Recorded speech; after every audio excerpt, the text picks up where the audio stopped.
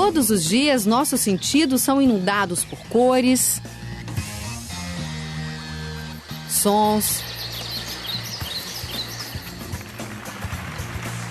movimentos, formas,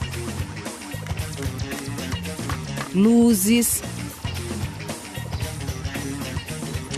texturas. São estímulos visuais, sonoros, táteis. E nós usamos desses elementos para nos expressar. Você expressa de várias maneiras, tanto nas cores da roupa, quanto sua maneira de andar, sua expressão no olhar. Não é à toa que quando a gente está de luto a gente usa preto. O azul pode me trazer me lembrar o céu. O branco significa paz. O movimento, o som, a forma e a cor são elementos fundamentais do chamado fazer artístico. A partir da intenção, do desejo, da expressão dos artistas, esses elementos se combinam. Muitas vezes em composições surpreendentes. Eu começo a pensar um trabalho pensando na cor. E eu acho que cor é relação. Um amarelo fica bonito porque está do lado de uma outra cor que também o valoriza. Então o trabalho da pintura é um pouco estabelecendo uma relação harmoniosa entre essas relações. Harmoniosa no sentido de que uma não destrua a outra. Eu procuro casas que sejam de arquitetura vernacular, né? Que sejam casas populares. E aí, quando eu chego na casa, eu não sei o que tem lá dentro. É aí que eu procuro as formas. Depois que eu cheguei nesse lugar, que eu não sei qual é que eu vou procurar as cores, a luz, de onde está entrando a luz, de que janela que vem, ela vem de que jeito, como é que é a decoração da casa, tem alguma estampa legal, onde a luz está fazendo um desenho bonito. Aí é que eu vou procurar as questões formais.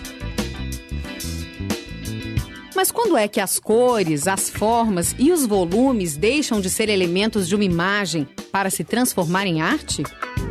O que dizem as cores em uma pintura?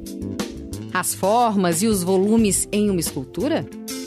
Nenhuma dessas perguntas tem uma resposta simples. Um artista pode levar muito tempo pesquisando, descobrindo e redescobrindo como usar e combinar esses elementos para expressar sentimentos, pensamentos e ideias. É óbvio que a gente supõe sempre que o que torna uma obra de arte ela ter sido feita por um artista. Isso é um pressuposto. Porque o artista tem uma intenção, porque o artista tem uma linguagem, ele tem uma visão de mundo, ele traduz essa visão de mundo realizando obras das mais variadas características. Pode ser uma pintura, uma fotografia, uma escultura, pode ser alguma coisa, inclusive, que nem se assemelha a isso, porque hoje a noção de arte ela se ampliou consideravelmente. O que se demanda de um objeto de arte, o que se espera, o que se chama, são objetos que trazem à mente relações, despertam, destravam em nós determinados aspectos que não são comuns, não são ordinários, não são habituais, não são triviais. Eu posso ter uma ideia, eu vou pintar tal coisa, mas é no exercício da pintura que aquilo vai ganhando uma verdade. Ela vai se mostrando na sua realidade, o seu limite, os seus conteúdos, se é bom, se não é, vai fazendo sentido para mim.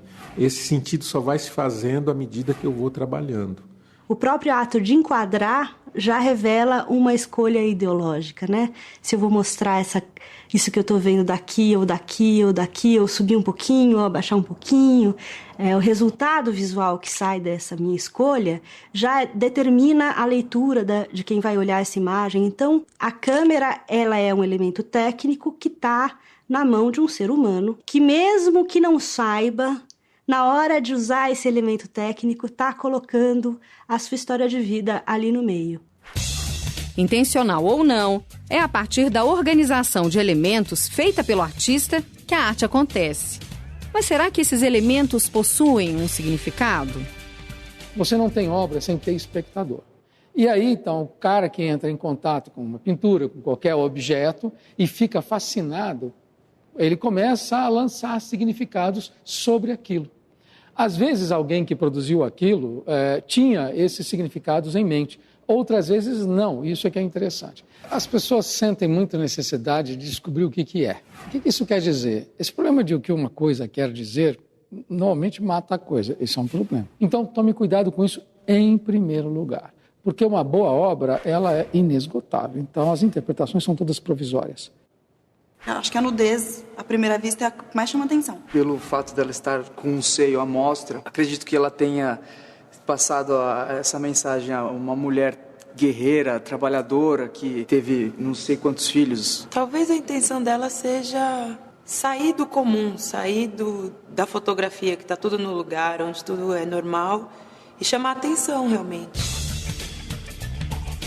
O Duchamp tem uma frase que eu gosto muito, ele fala assim: entre o que você planeja fazer e o que de fato você faz, existe uma diferença. Essa diferença se chama arte. Planejo a técnica.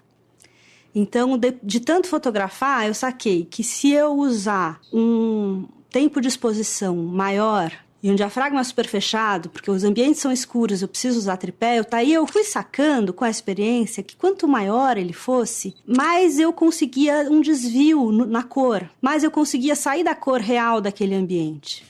Os elementos que estão presentes no nosso dia a dia são os mesmos que os artistas utilizam para criar uma obra de arte. Mas como é que se faz para interpretar esse conjunto de elementos? Como é que se lê uma obra de arte? Por exemplo, um sujeito que gosta de futebol consegue enxergar determinadas nuances dentro do que está acontecendo. Quem que deve entrar, aquele sujeito deve sair, o time está falhando do lado direito, não é? Que vai muito longe de um cara que seja um simples espectador que entrou lá e está fascinado por aquele jogo. Porque é bonito, porque é um belo espetáculo, não é? Então, você pode, diante de uma pintura, diante de um trabalho, ficar fascinado por um determinado aspecto primeiro. Mas a obra de arte, como um jogo de futebol, vai interessar pelas outras camadas. Tudo isso é treino, tudo isso é estudo. E também no campo da arte isso acontece como em qualquer outro campo humano. Se a pessoa se aproxima com sensibilidade, enfim, não precisa ter bagagem cultural, não precisa ter erudição para entender. Eu acho que o meu trabalho tem uma característica de leitura que fala mais alto no Brasil, que é o fato de que todo mundo tem uma memória de uma casa dessas. Quando o trabalho foi para fora e quando ele anda em outros lugares, a reação é diferente. Então as pessoas se atêm à forma, à cor, ao desenho, né, à composição. E tem outras leituras aí que não dependem de mim, quem está lendo aqui, que vai ver o que quiser, né? Eu já cheguei na casa de uma amiga e a minha obra estava de ponta cabeça. Dá para entender que tem duas cruzes, dá para entender o vermelho. Mas a gente nunca vai entender exatamente o que o artista queria passar, porque ele estava fazendo aquilo, ele tem os entendimentos dele. É sempre diferente para quem olha, porque a pessoa traz a sua bagagem de entendimento. Eu tive a impressão que parecia uma bandeira de algum país. Tem que deixar a imaginação rolar, senão não chega em nenhum sentido. A arte não existe sem espectador. É ele quem fecha o círculo. É ele que está na outra ponta. A obra de arte começa e termina naquele que está se relacionando. Quer dizer, o artista é só um agente desse papel. Ele é fundamental. Sem ele não há obra, mas sem espectador nada acontecerá. A mensagem da arte pode ser transmitida até mesmo ao aprisionar as teclas de um piano. A prisão cala o som.